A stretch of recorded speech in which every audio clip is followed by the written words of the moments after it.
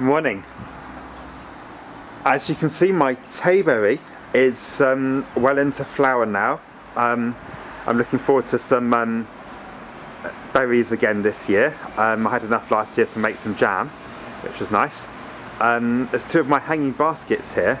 The California poppy's now out in the middle of May here in Cornwall. But unfortunately my fuchsia doesn't look very well. Its new leaves that came this spring have shriveled, and I wait to see whether it's alive or dead. This is one of my apple trees. This is a Christmas pippin.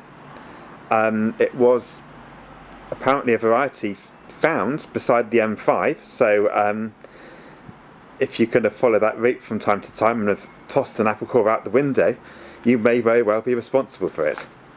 And that down there is my Christmas tree. It's not very big at the moment, but it's a Northern fir, and it could eventually grow to about 200 feet.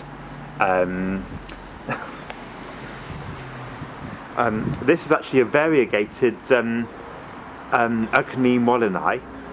I have two other of these which are a more sort of plain variety.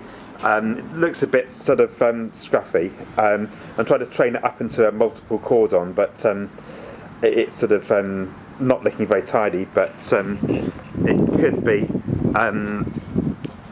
possible that I'll get some more berries this year. These berries, they sort of taste a bit like kind of strawberry and candy floss.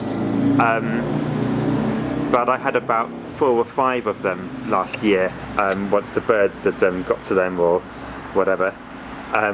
But hopefully some more this year.